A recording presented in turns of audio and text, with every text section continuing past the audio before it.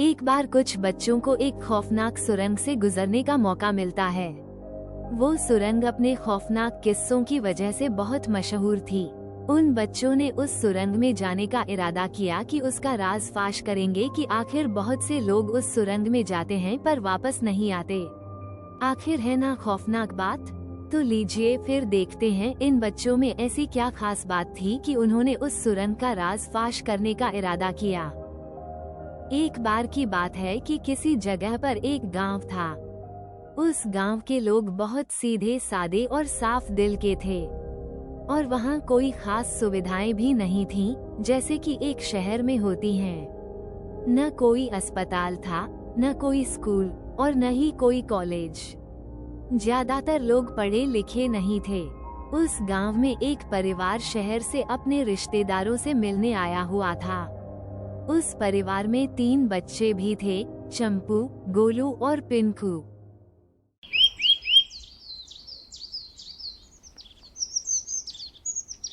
यार दोस्तों, वैसे गांव में काफी शांति है।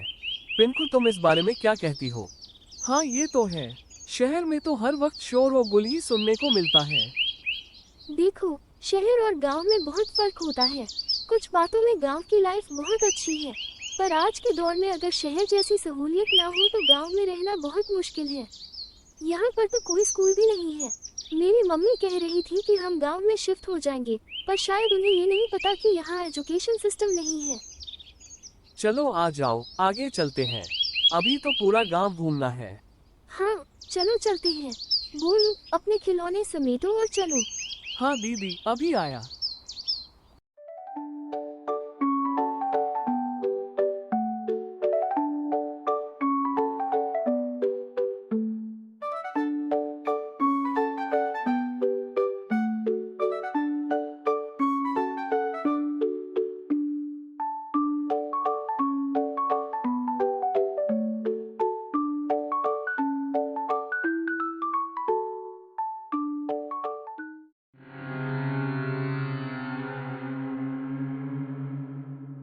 ए गोलू, ये देखो, ये कौन सा रास्ता है?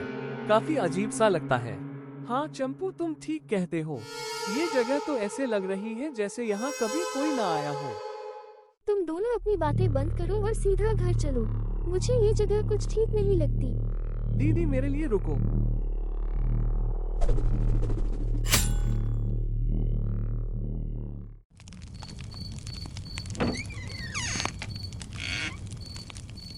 आज तो हम बहुत थक गए हैं और गांव तो बहुत ही बड़ा है। हाँ, सही कहा। आज का सारा दिन गुजर गया और हम सिर्फ आधा गांव ही घूम पाए हैं। बाकी का गांव कल घूमेंगे दोस्तों। चलो, अभी रात हो गई है। बोलू, तुम भी सो जाओ। ओके दोस्तों, गुड नाइट। गुड नाइट चंपू।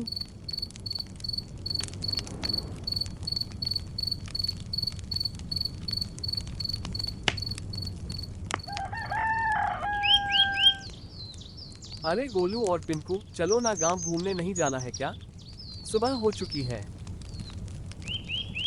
हाँ दोस्तों, क्यों नहीं, चलो चलते हैं। जरा रुको, मैं अपनी टॉर्च लेकर आती हूँ।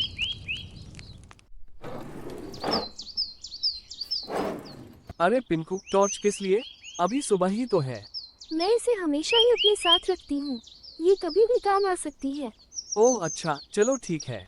लड़कियां वैसे भी बहुत डरपोक होती हैं। ए चंपू, पिंकू दीदी कोई डरपोक नहीं है। ऐसा मत बोलो। हाँ हाँ, तुम तो यही बोलोगे। आखिर वो तुम्हारी कजिन जो है, इसलिए उसकी साइड ले रहे हो। अच्छा अच्छा, चलो अब मस्ती करो। चलो चलते हैं, आज बाकी का गांव भी घूमना है। अरे दोस्तों, मुझे एक बहुत ही खास बात पता चली है, पर वादा करो किसी को बताओगे नहीं। और वो खास बात क्या है चंपू? हाँ, जल्दी से बताओ चंपू, क्या है वो खास बात? मेरे लिए कोई गिफ्ट है क्या? कल रात मैं बाजार से घर की तरफ जा रहा था तो मैंने देखा कि गांव के कोने पर जो दुकान है, वहाँ कुछ बुजुर्ग लोग खड़े होकर किसी खौफनाक सुरंग की बात कर रहे थे। मैं ज्यादा तो कुछ सुन नहीं पाया, पर वो लोग किसी जगह की तरफ इशारा कर रहे थे, तो मैंने वो इशारा देखा। क्यों न आज उसी जगह पर जाएं? थोड़ा फन हो जाएगा। तुम लोग क्या कहते हो? दोस्तों, तुम लोगों को हमेशा अजीब किस्म की शरारतें सूझती है क्या? पिंकू दीदी, प्लीज चलते हैं ना, बहुत मजा आएगा। सही में फिल्मी सीन होगा। हाँ पिंकू, गोलू ठीक कह रहा है। चलो चल के देखते हैं। आखिर क्या है उस सुरंग में? गोलू, हम घर से सिर्फ 2 घंटे का वक्त लेकर आए हैं। अगर वक्त पर घर नहीं पहुँचे तो बाबा हमारी खूब डांट लगाएंगे। और फिर कल सुबह हमें वापस शहर भी जाना है, क्योंकि तुम्हारा स्कूल का टेस्ट भी है ना। हाँ, ठीक है ना दीदी, मुझे स्कूल टेस्ट याद है। चलो ना, चलते हैं। बातों में टाइम वेस्ट मत करो। ओके, ठीक है। अगर तुम्हें स्कूल टेस्ट याद है तो फिर चलते हैं। ये हुई ना बात। अब मजा आएगा। तीनों दोस्त उस रास्ते की तरफ निकल पड़ते हैं जो चंपू ने उन गांव के बुजुर्गों से सुना था। दोस्तों, एक बात याद रहे, आप जब भी किसी मुसीबत में जाने वाले होते हैं तो मुसीबत में पड़ने से पहले आपको एक बार वार्निंग यानी आगाही जरूर मिलती है। अगर आप उसकी परवाह नहीं करते तो फिर आगे के जिम्मेदार आप खुद होते हैं।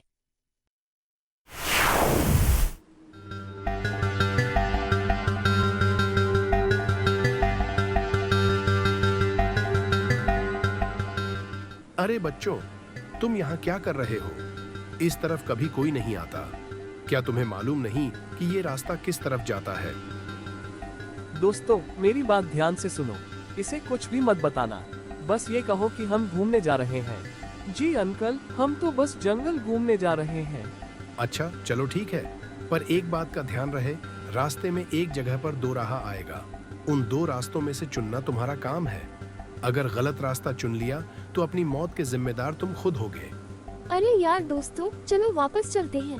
मुझे तो लगता है कि यहाँ तक घूमना ही काफी है। अरे नहीं पिंकू, अब अगर इरादा किया है तो उसे पूरा करना होगा।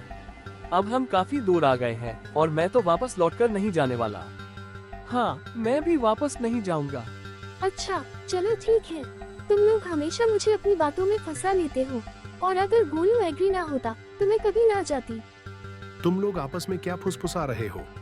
क्या मुझसे कुछ छुपा रहे हो तुम? नहीं चाचा जी, हम तो बस वैसे ही अपनी कोई बात कर रहे थे। वैसे आपका बहुत बहुत शुक्रिया हमें ये सब बताने का। तुम्हारा सफर अच्छा रहे। खुदा हाफिज।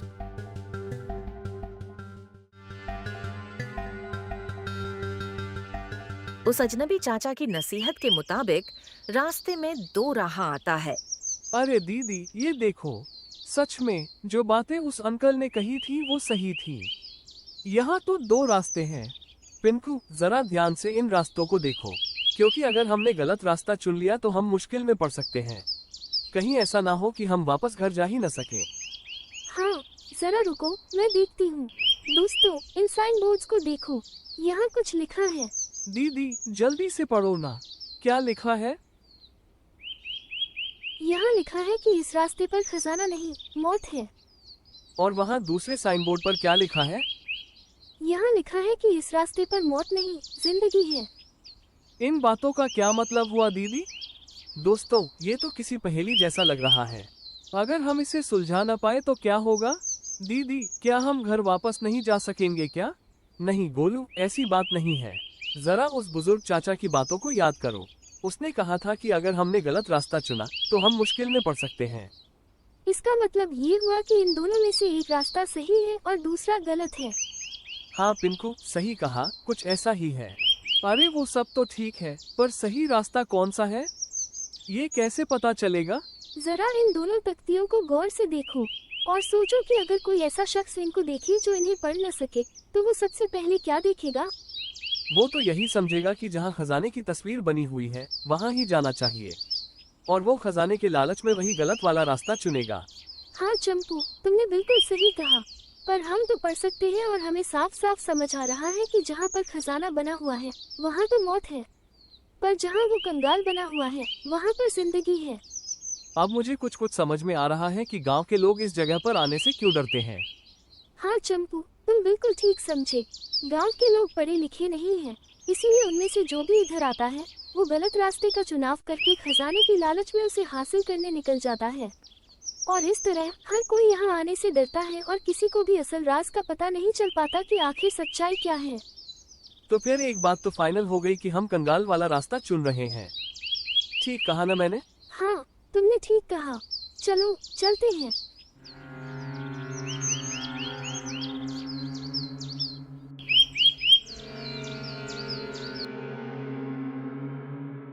दोस्तों, वो देखो, सुरंग हमारे सामने है। आओ देखते हैं इसमें क्या राज है। अरे दोस्तों, ये टनल तो बंद है। अब क्या करेंगे हम? घबराओ नहीं चंपू, ये देखो गोलू तुमसे बहुत छोटा है, फिर भी तो डर नहीं रहा। दीदी, वैसे डर तो मुझे भी लग रहा है, पर मैं बता नहीं रहा। जरा देखो, दरवाजे पर कुछ लिखा है। हाँ पिंकू, कुछ लिखा तो है, पर जरा इधर भी देखो, एक तख्ती पर कुछ लिखा है। मैं बता देता हूँ, इस पर लिखा है कि इस दरवाजे को खोलने के लिए तुम्हें इस पर लिखे राज बताने होंगे। अरे, ये तो मैथ का सवाल है। हाँ, ये तो बहुत आसान है। चलो गोलू, इसे हल करो और जवाब लिखकर दरवाजा खोलो। शायद गांव के लोग इन सवालों का जवाब नहीं जानते थे, इसलिए वो यहाँ बंद होकर रह गए और वापस न जा सके। दीदी, ये तो मेरा स्कूल का टेस्ट है। 5 जमा 5 तो 10 होते हैं, और अगर 2 इसमें से निकाल दे तो जवाब है 8। बिल्कुल सही जवाब दिया तुमने। तुम हो कौन और कहां से आए हो? यहाँ जो भी आता है यहीं फंस कर रह जाता है, पर तुमने इस दरवाजे को खोल दिया। शाबाश बच्चों, खुशामदीद।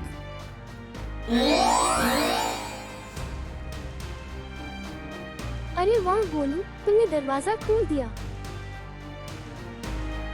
अरे, एक और दरवाजा। ये रास्ता तो बहुत से बंद दरवाजों से भरा है। ये तो बहुत ही अजीब है। चलो, अब इसको भी पढ़ते हैं और देखते हैं इस पर क्या पहेली लिखी है। हाँ, ये तो डिवीजन का सवाल है, और ये भी मुझे अच्छे से आता है। चलो गोलू, इसको हल करो और जवाब बोलकर दरवाजा खोलो। अब मैं जान गई हूँ कि इस टनल से बाहर जाने के लिए हमें सभी सवालों के ठीक ठीक जवाब देने होंगे। टनल वाले अंकल, मुझे नहीं पता तुम कहाँ से बोल रहे हो, पर इसका जवाब है कि अगर 12 कैंडीज 4 लोगों पर डिवाइड की जाए तो हर एक को 3 कैंडीज मिलेंगी। बिल्कुल सही जवाब दिया तुमने, बहुत अच्छे। तुम्हारा नाम क्या है? मेरा नाम गोलू है और मैं 3rd ग्रेड में पढ़ता हूँ। मैं इन सब चीजों को अच्छे से जानता हूँ। शाबाश गोलू, तुम सब जा सकते हो।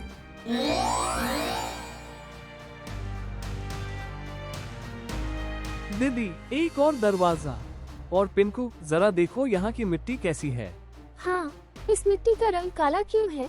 मुझे लगता है कि हर दरवाजे पर सवाल मुश्किल होते जा रहे हैं, और इस सुरंग की मिट्टी का काला रंग शायद मुश्किल सवाल की तरफ इशारा हो।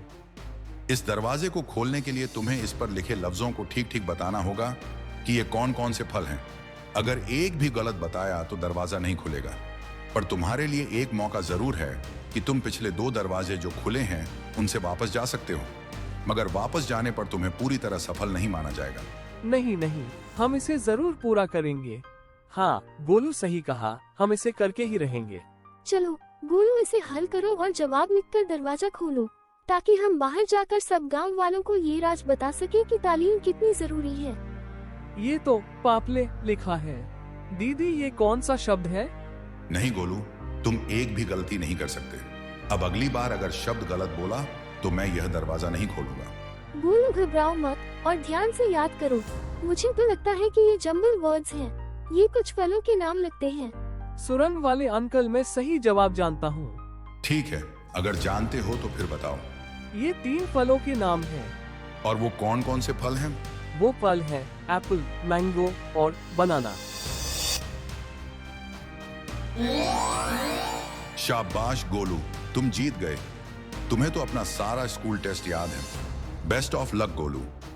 तुम सब जा सकते हो और इस रहस्य को सबको बता सकते हो कि जो भी शिक्षा प्राप्त करेगा वह कभी भी इस सुरंग में आ सकता है और अपने लिए खजाना ले जा सकता है। बच्चों, जैसे ही तुम इस सुरंग से बाहर निकलोगे तुम्हें एक खजाना मिलेगा, और यह खजाना तुम्हारा इनाम है। आपका बहुत बहुत शुक्रिया। और इस तरह पिंकी और उसके दोस्तों ने सब गांव वालों को बताया कि गांव में स्कूल होना कितना जरूरी है।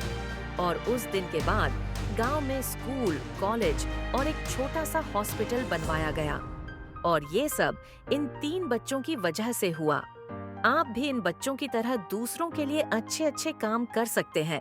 और अगर आपको हमारी ये एजुकेशनल मॉरल स्टोरी पसंद आई हो तो इसे लाइक, शेयर और सब्सक्राइब करें। Thanks for watching.